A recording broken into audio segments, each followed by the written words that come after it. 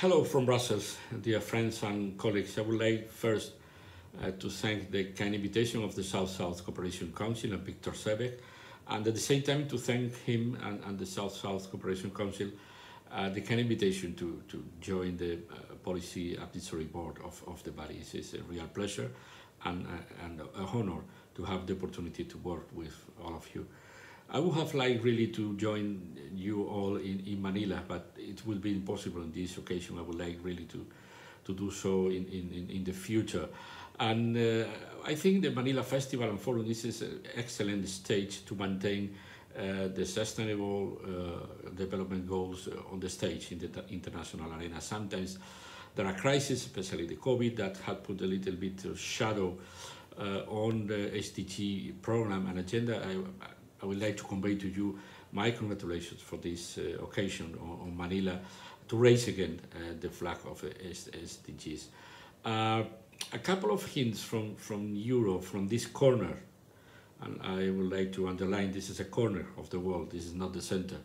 In a world in which the multipolar is the standard, I think that could be good if we manage to act in this new framework.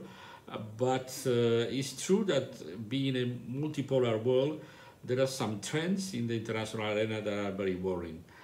For example, did you notice that in the past we managed the international relation using treaties, signing treaties, and now apparently we are changing treaties by sanctions, and the sky of the international relation is full of sanctions, like in these old maps of the Cold War, old maps on the Cold War, when you see the missiles crossing from everywhere and to everywhere. This is the kind of image I have in my mind when I say that now, in the current situation in the international arena, we are using more sanctions than treaties, and this is a bad and very bad trend.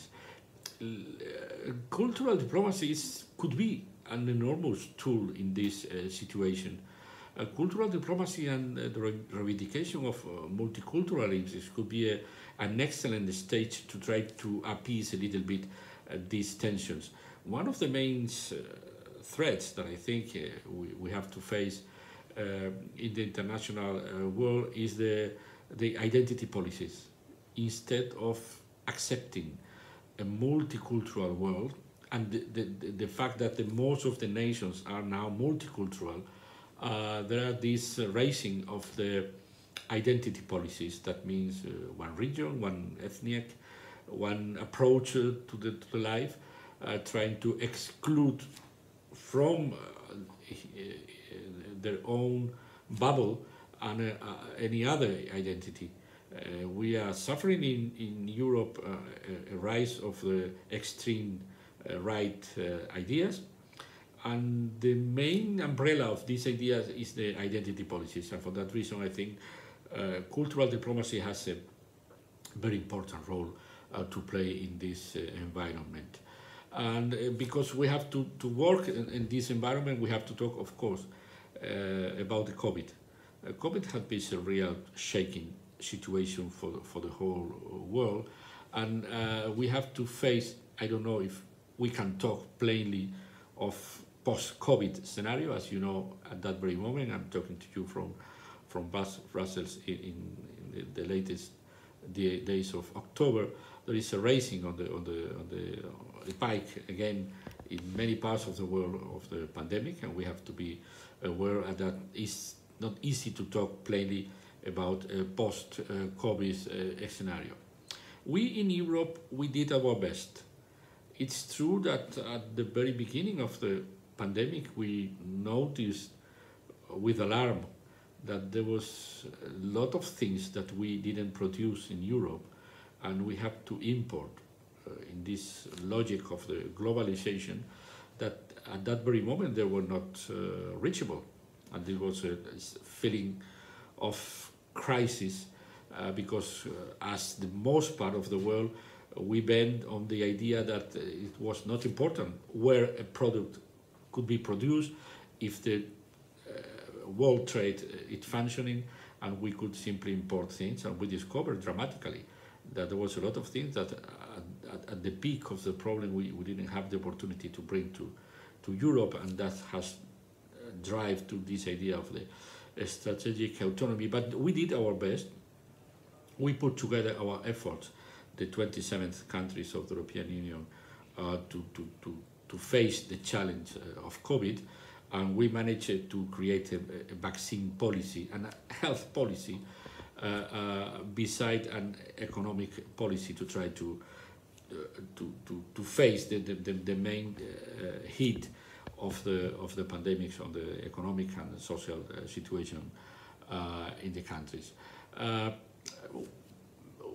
Our approach now is, of course, that there is no post-COVID scenario if we don't work with all the world trying to face this important challenge, and we have to continue our common effort, not only to produce and to try to distribute vaccines among our members, but to try to protect the whole world, because if there is no, as we all know, it's a topic a little bit, but if we don't protect the whole world, never is protected really. And for that reason, we are proposing some things I would like to convey to you.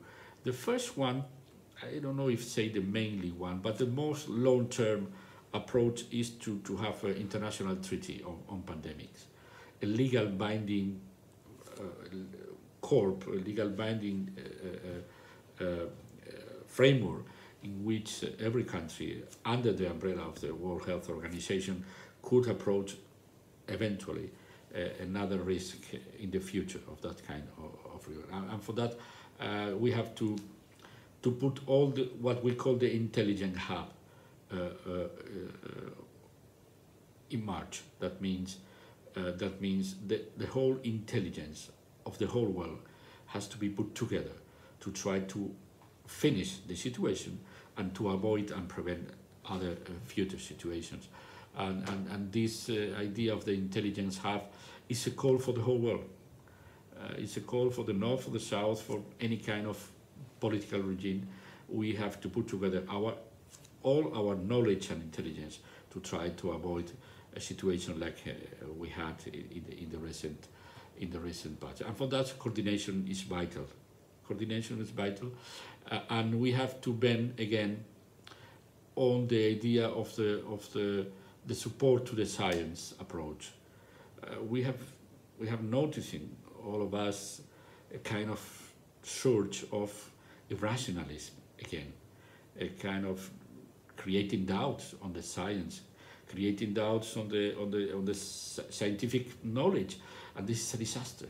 This is a disaster because the rationalism for the last centuries in the whole world has been the most secure approach we could have to face any kind of challenge.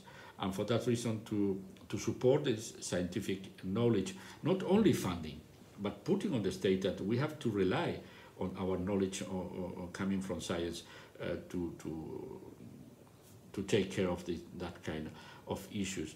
And then the solidarity, of course. The solidarity among any developed country and any developing countries. This is a kind of network. This is not a north-south issue. We have to work taking into account that solidarity is a complex and multi-directional network. It's not only like it was in the past, a north-south direction. And for that reason, we have to remove the obstacles for having a complete protection of the world. Of course, exporting doses. We have to improve the production of vaccine. We have to improve the prices, and we have to improve the channels of distribution to the whole world to export doses.